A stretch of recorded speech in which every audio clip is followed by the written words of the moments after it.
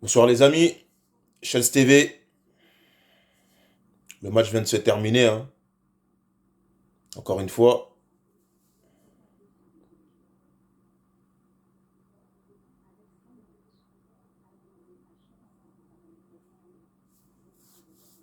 Franchement, super équipe de Strasbourg, hein. Objectivement, ils ne méritaient pas de perdre.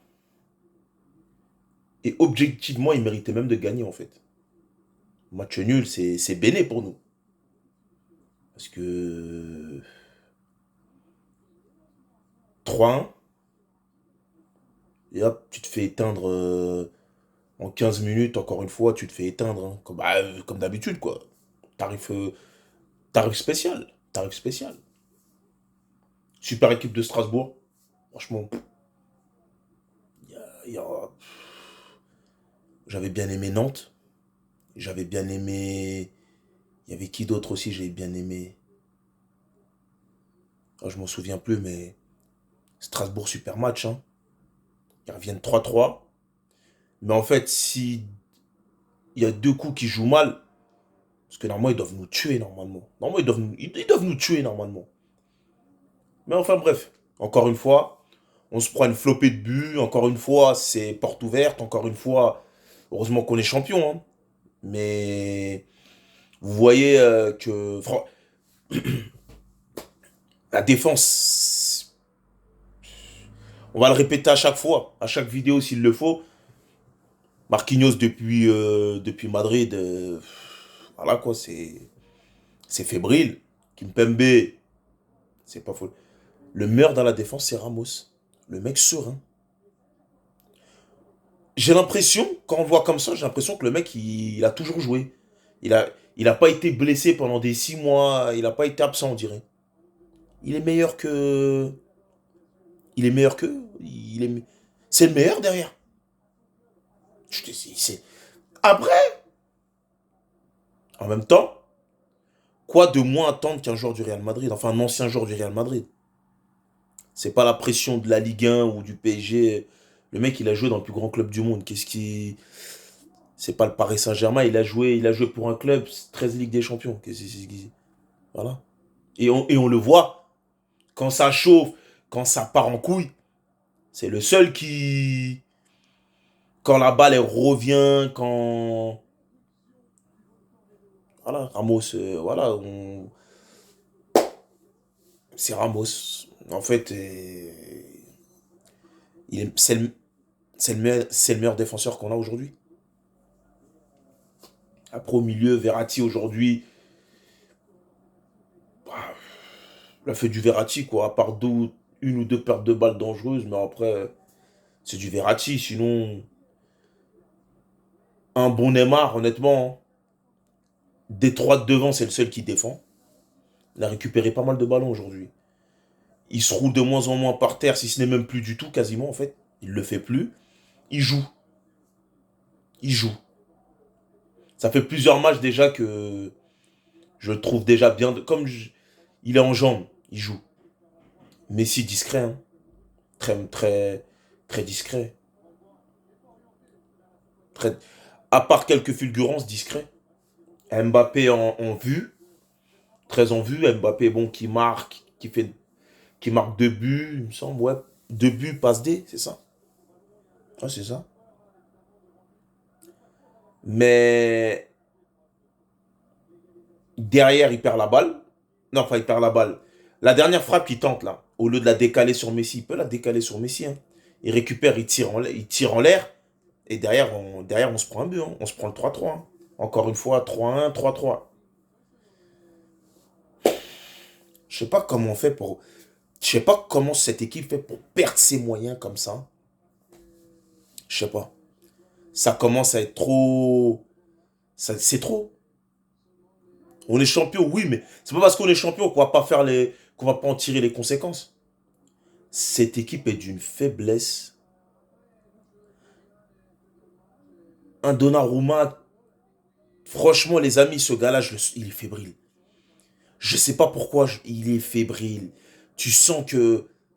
Il est fébrile, il est fébrile, il est fébrile. J'ai fait pas. Les quelques interventions qu'il fait, tu vois que c'est fébrile. Pour une fois, je vais pas reprocher à Pochettino d'avoir... Au début, je me suis dit, ouais, mais pourquoi il met pas les jeunes? Il aurait pu mettre les jeunes. Mais honnêtement, vu ce que Strasbourg, ils ont proposé, pour une fois, les jeunes, ils n'avaient pas leur place dans ce match-là. C'était pas un match pour eux. Strasbourg, ils étaient trop... Ils étaient trop féroces pour eux. C'est trop féroce. Au début, j'étais là, encore une fois, il nous met pas de jeunes. Mais... Ah, c'était pas un match politique. Là, c'était un match... peut-être les faire rentrer, peut-être faire rentrer le Xavi Simons. J'ai l'impression qu'il a un problème. J'ai l'impression qu'il a un problème avec le Xavi Simons ou je sais pas, ça fait un moment que le petit on l'a pas vu, mais enfin bref. Aujourd'hui, je vais pas trop râler sur ça parce que Strasbourg c'était féroce, c'était trop féroce. Aujourd'hui, c'était pas le RC Strasbourg, c'était le fauve Strasbourg, c'était pas la peine. C'était aujourd'hui Notiti serait fait piétiner aujourd'hui. Il y avait trop en face il y avait quelque chose, il y avait une équipe, il y avait une vraie équipe, un vrai plan de jeu. Déjà dès au bout de 3 minutes, on s'était fait éteindre déjà. Gamero, il met une tempête à Kimpembe. Boum, il marque direct 3 minutes.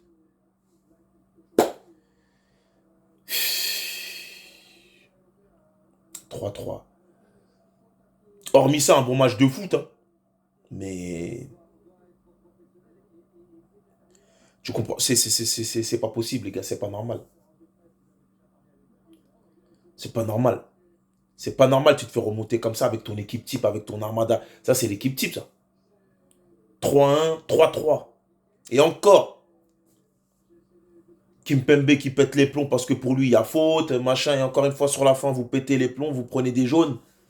Mais les gars, 3-3. Moi, pour moi, personnellement, c'est que mon avis. Moi, pour moi, 3-3, c'est flatteur. Normalement, ce match-là, normalement, si eux, ils jouent bien les coups, tu le perds 4-3 ou 5-3. Parce que sur la fin, après, tu me diras, oui, Mbappé, allez, Mbappé aussi, il joue mal le coup, il marque. Allez, ce match-là, il peut se finir à 4-4, 5-4 ou même 5-5. Mais la vérité, le match nul, déjà, ce qui est sûr, sûr et certain, Strasbourg, il ne méritait pas de perdre, hein. Moi, pour moi, ils méritaient même de gagner parce que sur ce qu'ils ont proposé sur tout l'ensemble du match, franchement, c'est bravo, hein. J'aimerais pouvoir dire bravo à notre équipe à nous, mais je sais pas. J'ai l'impression que depuis Madrid, on va de déception de déception en déception. Même les équipes à qui on met 4-0 ou à qui on met 4-1, des trucs comme ça, ces équipes-là, elles ont des occasions, elles peuvent te tuer. C'est juste qu'elles marquent pas, elles jouent très mal les coups. Mais en fait, j'ai l'impression, contre n'importe quelle équipe aujourd'hui, on est en danger. J'ai l'impression que vous mettez n'importe qui en face, danger. N'importe qui peut nous cogner. N'importe qui peut nous marquer. Tout le monde peut nous faire ce qu'il veut. Et notre équipe a fait plus peur. Notre équipe a fait plus peur, faut être honnête. Qui a peur de Messi aujourd'hui? Mbappé, on a peur de lui quand il prend de la vitesse. Neymar, on a peur de lui quand Neymar, faut pas le laisser dans le petit jeu.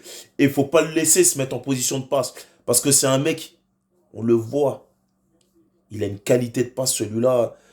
Les gens ils peuvent dire ce qu'ils veulent, mais il a une qualité de passe, ce mec. Il a un pied droit. Il a une qualité de passe incroyable. Messi, pareil, il, il a une fulgurance, il a une qualité de passe aussi. Il voit des choses qu'on ne voit pas. Mais malgré tout ça, on fait plus peur. Vous savez pourquoi? Parce que derrière, c'est fébrile. On se dit, c'est pas grave.